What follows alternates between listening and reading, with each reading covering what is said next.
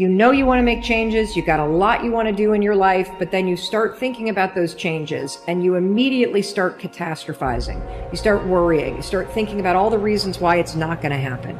This is so common, and the reason why it's common is because somebody in your past either trained you to think this way, or you've had so many bad things happen that you've trained yourself to assume and predict that bad things are always going to happen to you. The conscious mind with your creativity has your wishes and your desires. The subconscious mind was programmed by other people, your mother, your father, your siblings, and your community.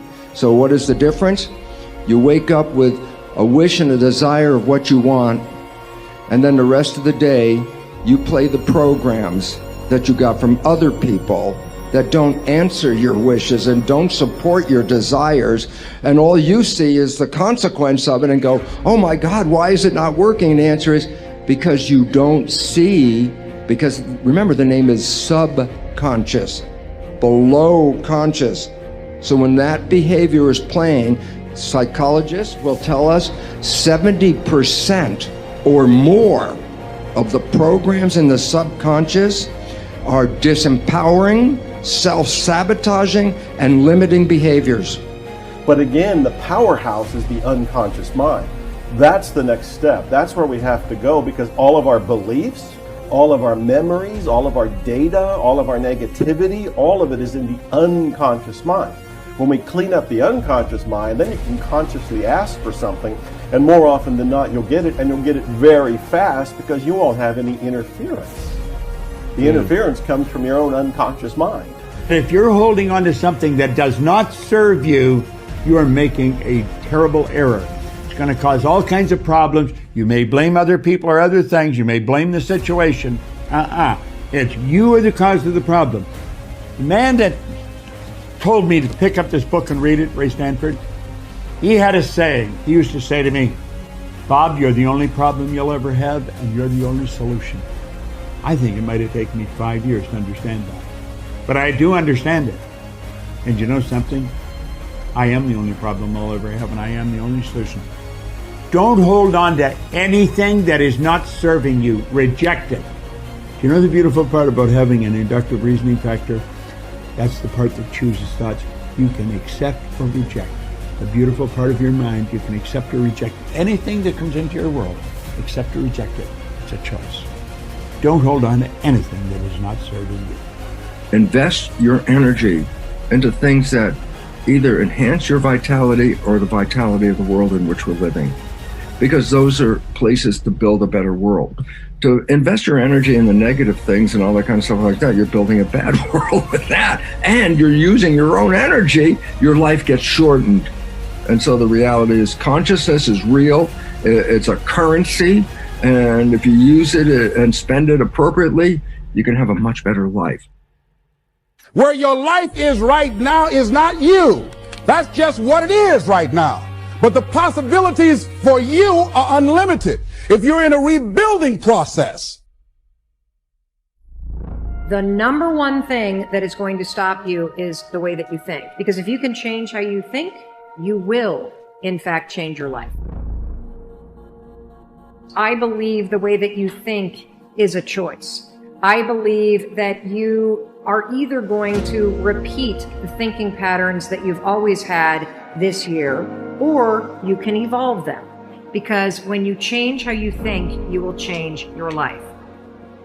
The chemistry released by the brain in fear shuts down the growth mechanism of the body, shuts down the maintenance of the body to conserve energy. And the biggest thing is there's only one consequence, and that is disease and illness.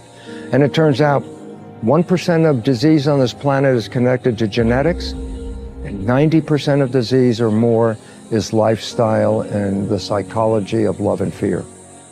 90%. And it says, be in love, and your body will be maintained, and your immune system will be at peak performance. Be in fear, and the game is over. So most people then wait for crisis or trauma or disease or diagnosis, they wait for loss some tragedy to make up their mind to change. And my message is, why wait? And you can learn and change in a state of pain and suffering, or you can learn and change in a state of joy and inspiration. And I think right now, the cool thing is that people are waking up. We got to unlearn and relearn. We got to break the habit of the old self, reinvent the new self. We got to unfire and unwire and refire and rewire. We have to prune synaptic connections and sprout new connections. Unmemorize emotions stored in the body, and then we have to recondition the body to a new mind and to a new emotion, to stop signaling the same genes in the same way and begin to signal new genes in new ways, to pull our attention and our energy out of the familiar past and begin to invest our attention and energy into a new future, to go from the known to the unknown. It's necessary, as you look at your goals and your dreams, it's necessary that you have a strategy and a game plan to change the story that you believe about yourself.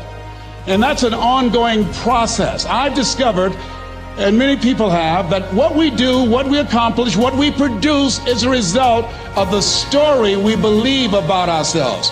My favorite book says, "Be ye not conformed to this world, be ye transformed by the renewing of your mind."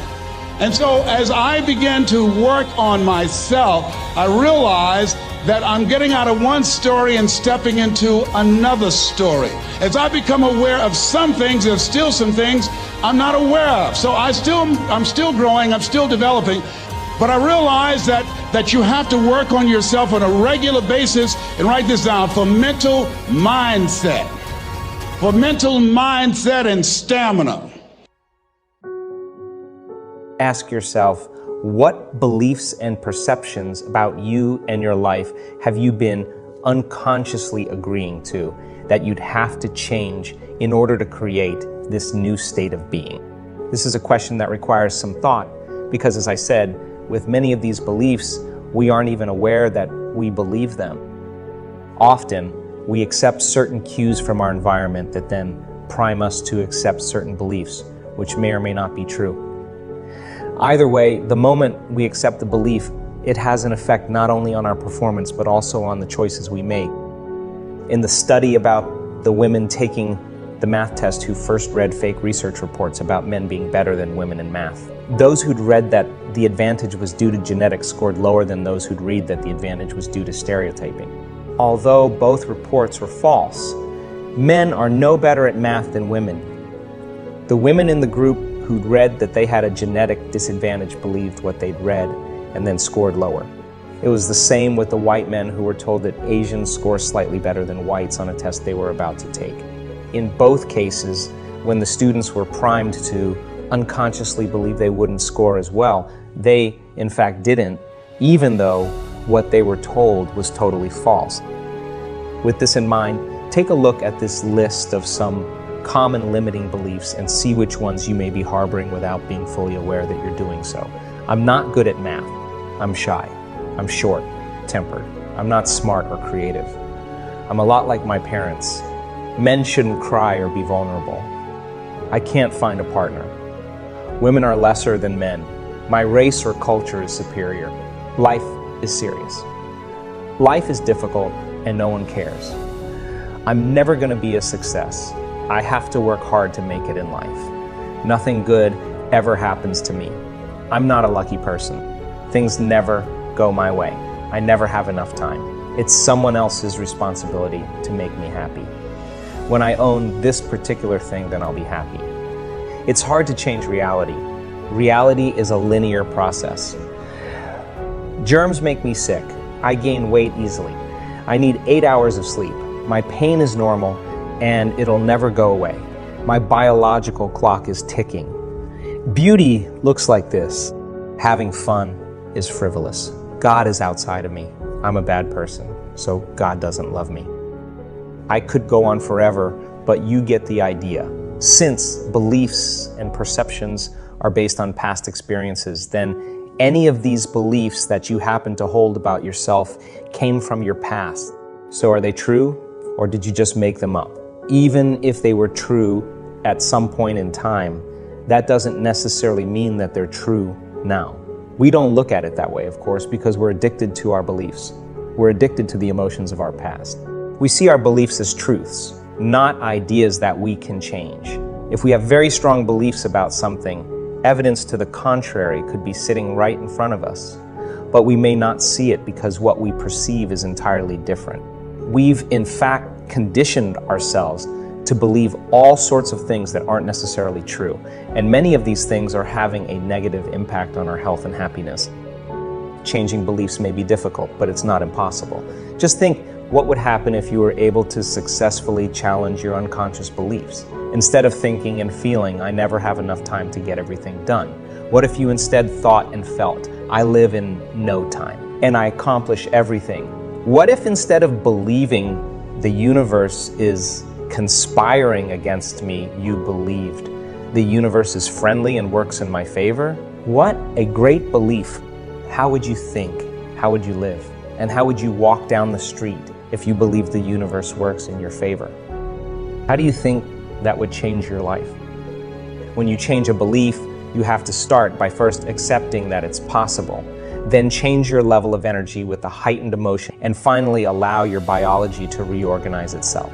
It's not necessary to think about how that biological reorganization will happen or when it's going to happen. That's the analytical mind at work, which pulls you back into a beta brain wave state and makes you less suggestible. Instead, you just have to make a decision that has finality, and once the amplitude or energy of that decision becomes greater than the hardwired programs in your brain and the emotional addiction in your body, then you are greater than your past. Your body will respond to a new mind, and you can affect real change. You already know how to do this. Think about a time in your past when you made up your mind to change something about yourself or your life. If you recall, a moment came when you probably said to yourself, I don't care how I feel. It doesn't matter what's going on in my life, and I'm not concerned how long it will take. I'm going to do this. Instantly, you got goosebumps. That's because you moved into an altered state of being. The moment you felt that energy, you were sending your body new information. You felt inspired and you came out of your familiar resting state. That's because by thought alone, your body moved from living in the same past to living a new future. In reality, your body was no longer the mind. You were the mind. You were changing a belief.